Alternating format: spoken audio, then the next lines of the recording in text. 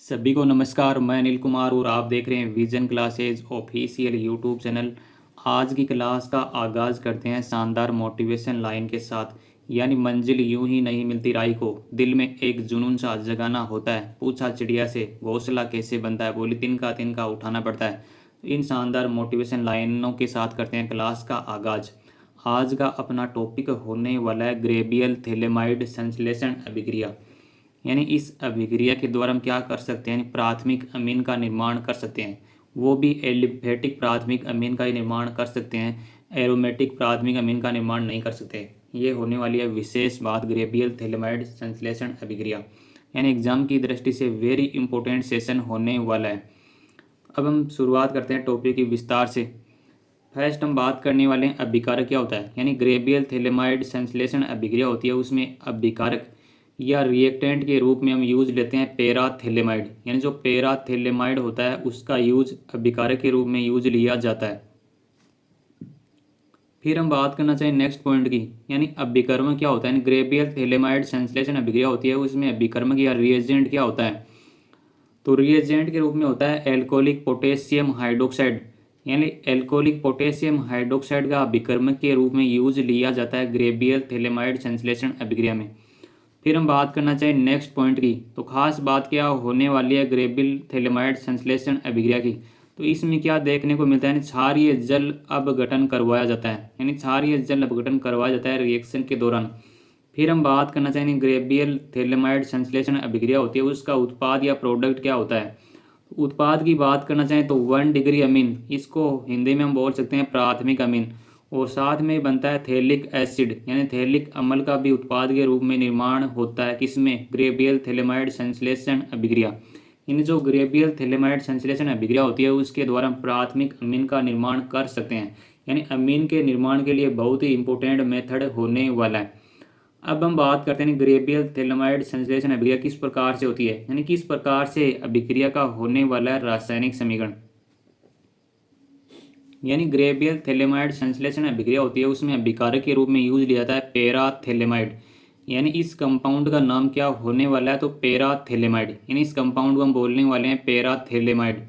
इसकी हम रिएक्शन करवाने वाले हैं पैराथैलेमाइड की एल्कोहलिक KOH। KOH को हम बोलने वाले हैं पोटेशियम हाइड्रोक्साइड। यानी पोटेशियम हाइड्रोक्साइड के साथ रिएक्शन करवाई जाती है पैराथैलेमाइड। तो यहाँ से H2 का मॉलिक्यूल यानी वाटर मॉलिक्यूल बाहर निकल जाता है, और किसका निर्माण होने वाला है, तो थैलेमाइड। थैलेमाइड का पोटेशियम लवण का निर्माण होता है, यानी पोटेशियम साल्ट ऑफ थैलेमाइड का निर्माण होता है। थैलेमाइड का पोटेशियम साल्ट होता है, इसकी हम रिएक्शन करवाने वाले हैं नेक्स्ट स्टेप में, यानी एल्किल हैलाइड। यानी RX के साथ इसकी रिएक्शन करवाते हैं। RX का नाम क्या होता है, एल्किल हैलाइड।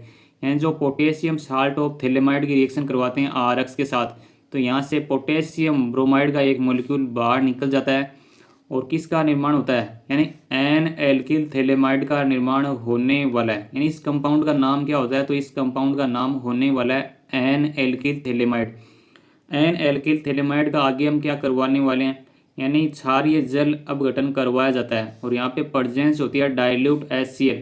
हिंदी में बात करना चाहें तो तन्नु हाइड्रोक्लोरिक अम्ल की प्रेजेंस होने वाली है। यानी एन एल्किल थैलेमाइड का क्या करते हैं, क्षारीय जल अपघटन करवाते हैं हम, तो किसका निर्माण होता है, यानी 1 डिग्री अमीन, यानी RNH2। इस कंपाउंड का नाम क्या होता है, इसको हम बोलने वाले हैं 1 डिग्री अमीन, या इसको हम बोल सकते हैं प्राथमिक अमीन, या अदर नेम की बात करना चाहें तो इसको हम बोल सकते हैं एल्किल अमीन। यानी जो एन एल्किल थैलेमाइड होता है उसका क्षारीय जल अपघटन करवाया जाता है, तो प्राथमिक अमीन यानी मेजर प्रोडक्ट होने वाला है यहाँ से प्राथमिक अमीन, यानी प्राथमिक अमीन का निर्माण होता है, और साथ में ही बनने वाला है थैलिक एसिड। यानी इस कंपाउंड का नाम क्या होने वाला है, तो थैलिक एसिड का भी निर्माण होने वाला है। तो सीधे शब्दों में बात करना चाहें तो ग्रेबियल थैलेमाइड संश्लेषण अभिक्रिया के द्वारा हम प्राथमिक अमीन थैलिक एसिड का निर्माण कर सकते हैं। अब हम बात करने वाले हैं रिएक्शन का स्टेटमेंट क्या होने वाला है, यानी रिएक्शन की थ्योरी किस प्रकार से होने वाली है। अब हम बात करने वाले हैं थ्योरी की। थ्योरी की बात करना चाहें तो फर्स्ट पॉइंट अपना क्या होने वाला है, जब पैराथैलेमाइड की अभिक्रिया एल्कोहलिक KOH के साथ करवाई जाती है तो थैलेमाइड का पोटेशियम लवण बनता है, यानी पोटेशियम साल्ट ऑफ थैलेमाइड का निर्माण होने वाला होता है। यानी सीधे शब्दों में बात करना चाहें तो पैराथेलेमाइड होता है, उसकी हम रिएक्शन करवाते हैं एल्कोहलिक KOH यानी एल्कोहलिक पोटेशियम हाइड्रोक्साइड के साथ रिएक्शन करवाते हैं तो थेलेमाइड का पोटेशियम लवण बनता है। फिर नेक्स्ट पॉइंट क्या होने वाला है, यानी आगे जब इस थेलेमाइड का पोटेशियम लवण होता है उसकी क्रिया हम करवाते हैं एल्किल हैलाइड के साथ यानी RX के साथ रिएक्शन करवाते हैं तो किसका निर्माण होने वाला है, तो एन एल्किल थेलेमाइड का निर्माण होता है। फिर नेक्स्ट पॉइंट क्या होने वाला है, यानी एन एल्किल थेलेमाइड की क्रिया तन्नु HCl को हम बोलने वाले हैं हाइड्रोक्लोरिक अम्ल के साथ करवाई जाती है रिएक्शन, साथ में इसका करवाते हैं क्षारीय जल अपघटन। यानी जब एन एल्किल थेलेमाइड की अभिक्रिया तन्नु HCl तथा क्षारीय जल अपघटन करवाया जाता है तो उत्पाद के रूप में यानी प्राथमिक अमीन का निर्माण होता है और साथ में बनता है थैलिक एसिड यानी थैलिक एसिड का भी निर्माण होता है।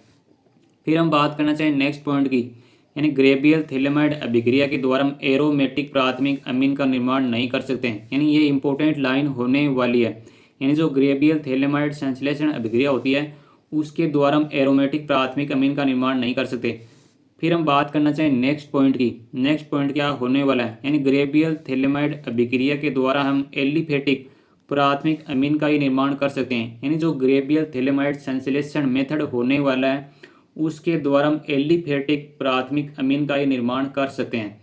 इस प्रकार से सभी पॉइंट होने वाले हैं एग्जाम की दृष्टि से वेरी इंपॉर्टेंट, यानी आपके एग्जाम में क्वेश्चन पूछा जाए ग्रेबियल थेलेमाइड संश्लेषण अभिक्रिया को समझिए तो इस प्रकार से पॉइंट वाइज पॉइंट लिखना होता है क्वेश्चन का आंसर एग्जाम में। यानी इस प्रकार से आप आंसर लिखने वाले हैं तो आपको पूरे में से पूरे अंक प्राप्त होते हैं।